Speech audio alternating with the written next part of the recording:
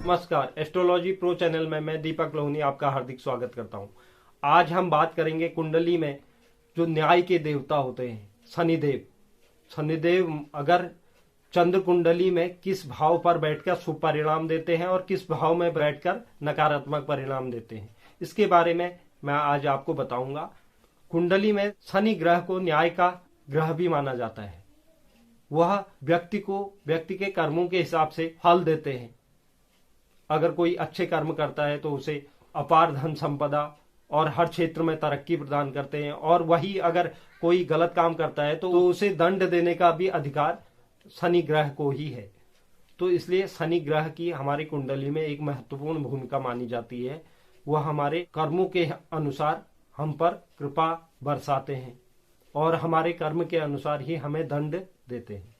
तो आज समझते हैं हम कि शनि ग्रह हमारी चंद्र कुंडली में किस किस भाव में बैठकर क्या परिणाम देंगे। आप मेरे साथ बने रहें पूरे वीडियो में और चलते हैं कार्यक्रम के अगले हिस्से पर।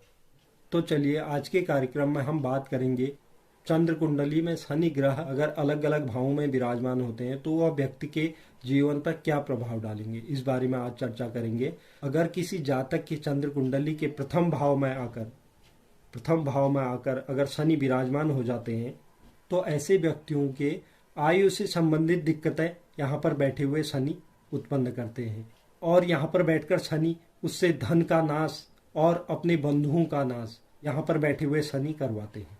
अगर चंद्र कुंडली के द्वितीय भाव में आकर शनि विराजमान होते हैं तो यहाँ पर बैठे हुए शनि, अगर चंद्र कुंडली में इस भाव पर शनि विराजमान है तो वह व्यक्ति अपने माता को दुख देने वाला होता है। ऐसे व्यक्ति की वजह से उसकी माँ को जीवन में कष्टों का सामना करना पड़ता है।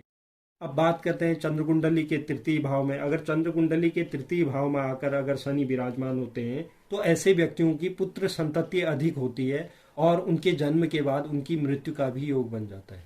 अब बात करते हैं चंद्र कुंडली के चतुर्थ भाव। अगर चंद्र कुंडली के चतुर्थ भाव में आकर शनि विराजमान होते हैं तो वह व्यक्ति को बड़ा पुरुषार्थ दिखने वाला और शत्रुओं का नाश करने वाला ऐसा व्यक्ति होता है। यहाँ पर बैठे हुए शनि उसका शत्रुओं का नाश भी करते हैं। अब अगर चंद्र कुंडली के पंचम भाव में आकर शनि विराजमान होते हैं तो ऐसे व्यक्तियों को श्याम वर्ण की स्त्री मिलती है और इसके अलावा वह मधुभाषी भी होती है। अब बात करते हैं कुंडली के षष्ठम भाव की। अगर चंद्र कुंडली के षष्ठम भाव में आकर अगर शनि विराजमान होते हैं तो ऐसे व्यक्तियों को हर समय कलेश का सामना करना पड़ता है, जिसकी वजह से उसे हर समय कष्ट प्रदान होता है और ऐसे व्यक्तियों की आयु भी कम होती है। अब बात करते हैं चंद्र कुंडली के सप्तम भाव की। अगर सप्तम भाव में आकर शनि अगर विराजमान होते हैं चंद्र कुंडली में तो ऐसा व्यक्ति बहुत धर्मशील और दान देने वाला होता है, और यहाँ पर बैठे हुए शनि बहुत स्त्रियों का पाणी ग्रहण करने वाला भी बनाते हैं। और अगर चंद्र कुंडली के अष्टम भाव में शनि विराजमान रहते हैं तो ऐसा व्यक्ति अपने पिता को कष्ट देने वाला, उसकी वजह से उसके पिता को जीवन में कष्ट का सामना करना पड़ता है, और इसके अलावा उसकी यह स्थिति में सुधार तभी हो सकता है जब वह दान कर्म करे, इससे कुछ सुधार हो सकता है। अब चंद्र कुंडली के नवम भाव में अगर आकर शनि विराजमान रहते हैं तो उस व्यक्ति के जीवन काल में जब भी शनि की अंतर्दशा महादशा आएगी उस समय उसे धन हानि का सामना करना पड़ेगा। यहाँ पर बैठकर शनि उसे ऐसी स्थिति बना देते हैं। अब बात करते हैं चंद्र कुंडली के दसम भाव। अगर दसम भाव में आकर शनि विराजमान होते हैं तो वह राजा के समान तुल्य कृपण और धन में परिपूर्ण होता है। उसे धन की प्राप्ति अच्छी होती है और राज्य से मान सम्मान प्राप्त होता है, और वह पूरे जीवन में राजाओं की तरह जीवन व्यतीत करता है। अब बात करते हैं चंद्र कुंडली के एकादश भाव की।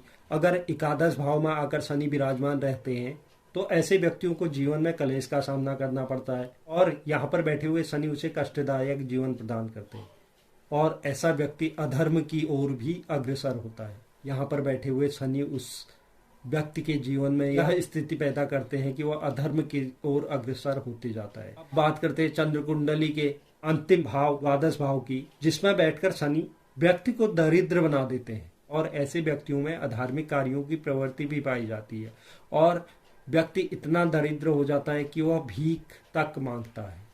तो मेरे द्वारा आज चंद्र कुंडली में शनि ग्रह के बारे में आपको बताया गया, समझाया गया।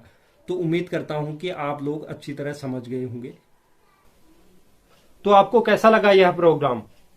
उम्मीद करता हूं कि आपको पसंद आया होगा और आपने कुछ जानकारी इसके बारे में प्राप्त की होगी। आगे भी मैं आपसे यही उम्मीद करता हूं कि आप मेरे साथ यूं ही बने रहेंगे। धन्यवाद।